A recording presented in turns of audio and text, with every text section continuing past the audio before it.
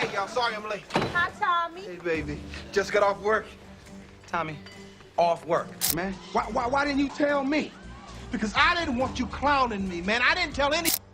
We would take the pains and the ills that many of us would hide and pretend don't exist, and to make it poetic. That's powerful. Tommy Ford kept a secret, one that would change how you look at him forever. Where were you on the 15th? I was with you. He was funny, polished, America's favorite friend in a suit. But behind closed doors, Vanessa Simmons says he was someone else entirely. A shove during an argument, a child beaten with a belt, a mother filing for a restraining order in fear, and demanding thousands to escape. I need you to demand an answer. I need you to demand an answer. Tommy denied all of it, said he was the one in danger, said the court took his side, but the damage was done. Fans saw a different man. The headlines didn't fade, and when he died just 2 years later, the truth died with him. 52-year-old Tommy Ford. Ford, best known for his role as Tommy on the hit show Martin, suddenly passed away late this afternoon. This isn't the Tommy Ford you thought you knew. Let's find out who he really was. In 2014, Tommy Ford's reputation cracked open like a courtroom door swinging wide. He was known for playing the quiet, put-together friend in Martin, always in a suit, never in trouble. But on paper, that same man was now listed as a threat. Vanessa Simmons had filed a restraining order. Her name was stamped across legal documents. So was Tommy's. This wasn't a stranger. Simmons was the mother of his son, a woman who had known him privately for over a decade. In her court filing, Simmons described a violent moment inside Tommy's home. She said she was standing in the middle of a heated argument, with Tommy yelling, and his wife, Gina Sasso, present. In her version, Tommy didn't just raise his voice, he shoved her. Startled, Simmons said she grabbed the nearest object, a small bottle of hand sanitizer, and threw it at him. Not to attack, but to create space. The filing made one thing clear. Simmons wasn't describing a mutual fight. She was describing a reaction to physical force. But that wasn't where her statement stopped. In a separate part of her affidavit, Simmons accused Tommy of something even more serious. She said he had hit their son with a belt. She didn't call it a one-time mistake. She called it a pattern. The accusation wasn't just shocking. It was criminal. Child abuse cases, especially involving physical punishment, carry real weight in family court. Simmons used those claims to build a case for full custody. She told the court that joint parenting was no longer an option. She didn't want Tommy to have weekends. She didn't want shared holidays. She wanted legal distance between Tommy and their son. They plays and won many awards and made lots of money, but my biggest pride are my babies. Wow, what a blessing. What a blessing. But she wasn't just asking for custody. She asked for money. A lot of it. Simmons submitted a financial breakdown. She wanted her rent paid, her car payments covered, her medical bills reimbursed, her utilities kept on, her legal fees paid, and the cost of moving her entire life and her son to Las Vegas. According to her, living in the same city as Tommy was no longer safe. She said the relocation wasn't a luxury, it was protection. On top of that, she demanded Tommy cover her attorney costs. If approved, the total could have added up to tens of thousands of dollars. When the story hit the press, fans were in shock. Some people flipped through the court filings in disbelief. The man who always brought peace to chaotic scenes on TV was now being accused of bringing chaos to his own family. But just as the story began to lean one way, Tommy responded. In public statements, he denied every single claim. He said he never put his hands on Simmons. He said he never hurt his son.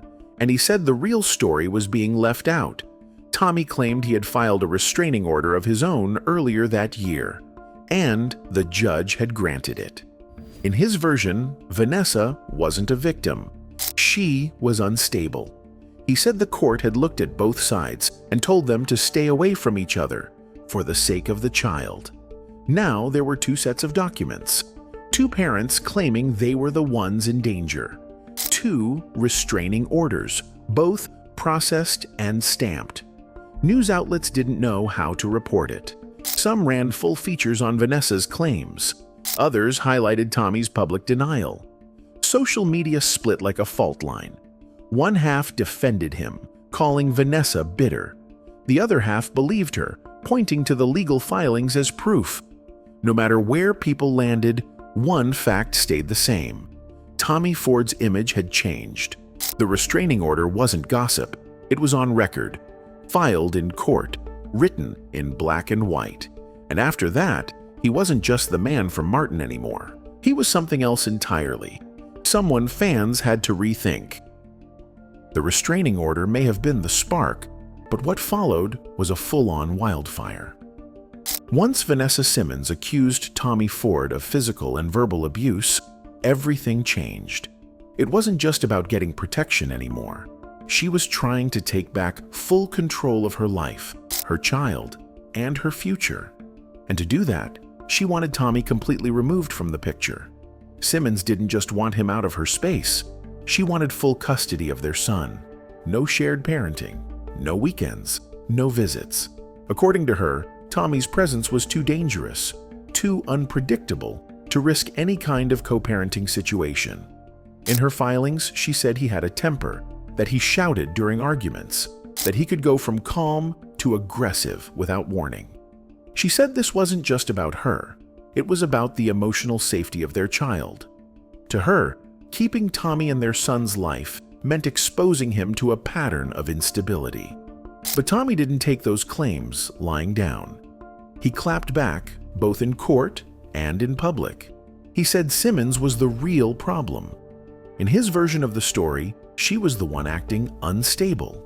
He claimed she was manipulative, emotional, and weaponizing the court system to get revenge. According to Tommy, this wasn't about safety, it was about control. He filed his own restraining order against her earlier that year and claimed that it was granted, which, in his eyes, meant the court already saw who the real threat was. He painted himself as a father trying to stay involved in his son's life while being dragged through drama by an angry ex. The back and forth quickly became messy, legally and emotionally. And the truth? It got lost in the middle. Neither side backed down. Neither side admitted fault. And with 2 restraining orders, 2 sets of accusations, and 2 completely different stories, the public had no idea who to believe. And just when things couldn't get any more tense, the money came up. Alongside her custody request, Simmons submitted a list of financial demands, and it wasn't short. She said she wanted Tommy to pay for her rent, car payments, utilities, medical costs, and therapy expenses. She also said she needed to relocate to Las Vegas because staying in the same city as Tommy made her feel unsafe. That move wasn't going to be cheap, and she wanted him to cover that too. On top of all that, she asked him to pay her legal fees and court costs, which could easily climb into the tens of thousands. And for someone like Tommy, who wasn't pulling in network-level money anymore, this wasn't just stressful. It was potentially life-ruining, because by that point, his career wasn't what it used to be. I'm on television 3 to 6 times a day, every single day. Right. You know what that means? There's 6 chicks coming. Back in the 90s, Tommy was a household name. He had a regular role on Martin, and with that came steady income, big checks, and name recognition. But by the 2000s, those roles had slowed down.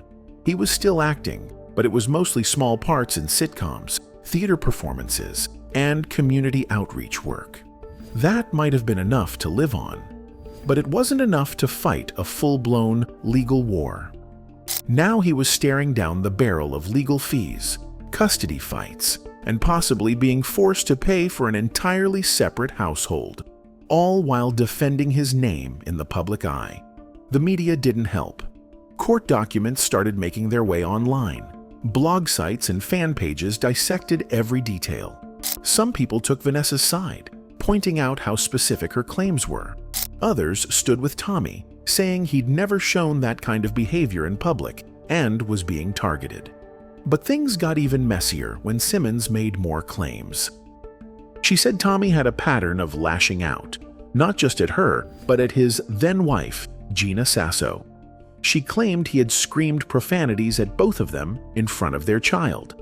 She described scenes where things escalated fast, where yelling turned into fear, and where the atmosphere in the house was tense and unstable. According to her, this wasn't just one bad night. This was a pattern. Tommy denied all of it, but by then, the damage was done. The image that people had of him, the cool-headed level character who always kept the peace, was falling apart. Fans started wondering if that Tommy was just a character, and the real man behind the scenes was someone they never really knew.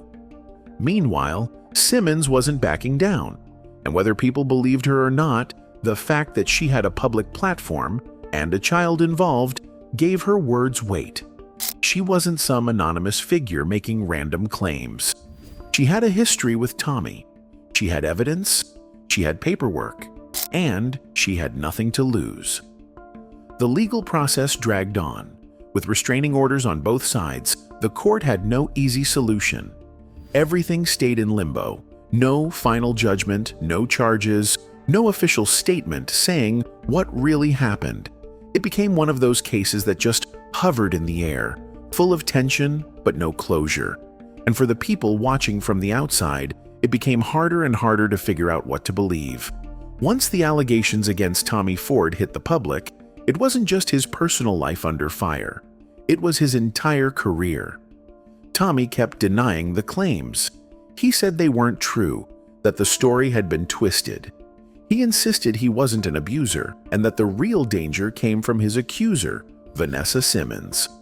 But when it comes to public perception, the court of opinion doesn't wait for legal results.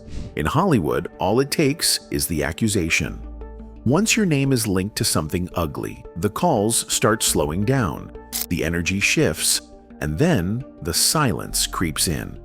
For Tommy, that silence hit hard. Even before the drama, his career had already cooled off. After Martin ended in 1997, he didn't land another breakout role. He stayed working, yes, but the momentum was gone. He made guest appearances on shows like The Parkers and House, popped up in a few low-budget movies, and did stage plays in small cities. He was still in the business, but not in the spotlight. Man, why didn't you tell me? Because I didn't want you clowning me, man. I didn't tell any... Martin had made him a household name. But by the early 2000s, the new wave of sitcoms had taken over. The roles weren't the same. The money wasn't the same. He was slowly moving into the "where are they now" category, a place a lot of 90s stars eventually land. Still respected, but no longer hot. Then came the legal trouble, the restraining order, the abuse accusations, the custody battle, and the money demands from Simmons. That slow fade turned into something brutal. Suddenly, it wasn't just that he hadn't been cast in a while, it was that people didn't want to be associated with his name. There was a cloud hanging over him. And that kind of cloud doesn't just blow away. The offers that might have come through never did. Roles dried up. Even speaking gigs became trickier. Some schools and organizations started backing out.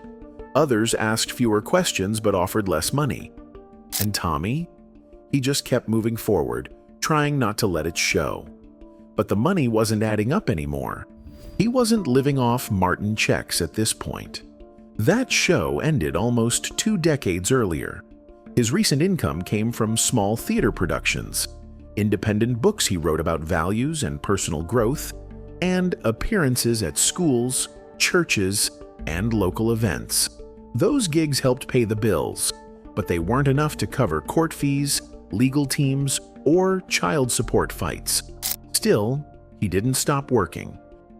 He leaned even harder into the image of a motivational speaker, talking about fatherhood, manhood, and responsibility. He gave speeches about how young Black men could rise above their circumstances, make better choices, and become leaders in their homes and communities. You see seeds, you know what I see? A forest. Because in every one of these seeds is a tree. On paper, it sounded great. A comeback even. A man taking control of his story. But behind the scenes, something didn't feel right. People who saw him up close started to notice a shift. He didn't carry himself the same way. He looked heavier, not in body, but in spirit, like something was weighing on him. Some said he seemed more withdrawn, tired, not quite present. He wasn't bouncing back the way people hoped. There was no redemption arc, no surprise TV return, no tell-all interview to clear the air, just slow movement in the background, and a lot of quiet. He stopped doing press. He avoided social media arguments. While other celebrities might have clapped back or gone on the offensive, Tommy stayed low. He wasn't trying to fight it in public, but that only added to the confusion. The silence became part of the story. And when he did speak, it was calm. Too calm, some would say, like a man walking on eggshells. Everything was polished, careful, and measured. It felt more like damage control than inspiration. Even the fans who still supported him were divided. On one hand, they respected his message. On the other hand, they couldn't forget the court filings. They couldn't unsee the headlines about him allegedly beating his child or pushing a woman during an argument. The tension followed him everywhere. He never had a public breakdown, never exploded, never got caught on tape doing something wild. But that doesn't mean he wasn't under pressure. That kind of stress, legal trouble, financial instability, public judgment, wears people down over time. And with Tommy, the stress didn't show up in outbursts. It showed up in quietness. The truth is, Tommy was losing something deeper than money or screen time. He was losing trust. For decades, he had been seen as the stable one, the calm one, the man who brought balance to chaos, both in the shows he starred in and the spaces he entered. He had built an image that felt solid, but when that image cracked, people weren't sure what to believe anymore. Hollywood didn't say it out loud, but it moved on. And fans, many of them moved on too. Not because he wasn't talented, not because he didn't still have something to offer, but because in this industry, when your name gets connected to scandal, especially anything involving abuse, everything changes, even if nothing's proven, even if you deny it the whole way through. Tommy Ford didn't just fade away. He was pushed out, slowly but clearly. Pushed by scandal, pushed by silence, pushed by a system that rarely gives people like him a second chance. And for the first time in his career, Tommy wasn't just losing work, he was losing control of how people remembered him. By 2016, Tommy Ford was still pushing, still speaking, still trying to be seen for something other than his past. But on October 12th of that year, the story ended. Suddenly. He died at just 52 years old from a ruptured abdominal aneurysm. The news came out of nowhere, and it hit hard. 52-year-old Tommy Ford. Ford, best known for his role as Tommy on the hit show Martin, suddenly passed away late. In the weeks and months before, he'd been active. He was still doing events, still promoting his books, still appearing at community programs. There was no long illness, no public decline, just a sharp, unexpected exit that left people with more shock than closure. And in that silence, the questions started to build again. Because while the news coverage focused on his passing, there were things it didn't mention. There was no talk of the restraining order that had once put his name on headlines. No revisiting of the abuse allegations made by Vanessa Simmons. No follow-up on the custody case that had once threatened to split his family down the middle. Everything just stopped. There were no criminal charges before his death, no confirmed legal resolution, no public record showing that the claims had been fully dismissed or disproven. It was like that part of his story was paused and never resumed, and that left a vacuum, not just legally, but emotionally, because fans didn't know how to feel. One moment, they were mourning the man who had made them laugh. The next, they were remembering the court documents, the accusations, the child caught in the middle. What made it even harder was how little his inner circle said after his passing. There were no interviews explaining what he'd been going through, No statements about the accusations. No clarifying facts. The people who might have known the full story stayed quiet. Whether out of loyalty or legal caution, no one filled in the blanks. And so, those blanks remain. Years later, the allegations still live in search engines and archived articles. They still come up in fan forums. They're still whispered about when his name is mentioned in conversation. The legacy became divided. On one side, you had the career, the TV icon, the scene stealer from Martin, the actor who brought quiet confidence to every role. On the other side, you had the controversy, a man accused of hitting his child, of putting his hands on a woman, of shouting profanities in front of his wife and child. A man who denied it all, but never cleared it publicly, never told his full side, never got the opportunity to resolve it in the eyes of the people watching. Even the cast reunion in 2022 didn't touch it. It was a moment of nostalgia, of love, of remembering the good times. And maybe that was the point, to focus on what people loved about Tommy Ford. But it also left something out, because the audience remembers everything. The fans who saw the headlines in 2014 didn't forget them. The people who read Vanessa's statement, the part where she said she was shoved, the part about the belt, they still carry those words. Whether they believe them or not, they never got answers. And when someone dies without answering those questions live on. Tommy Ford didn't get the final word. The story ended mid-sentence. And that's what makes his legacy complicated. Because when a public figure passes with unfinished accusations, people are left to decide for themselves.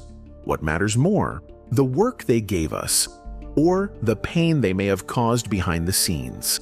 Anyway, that's it for this video, folks. Bye.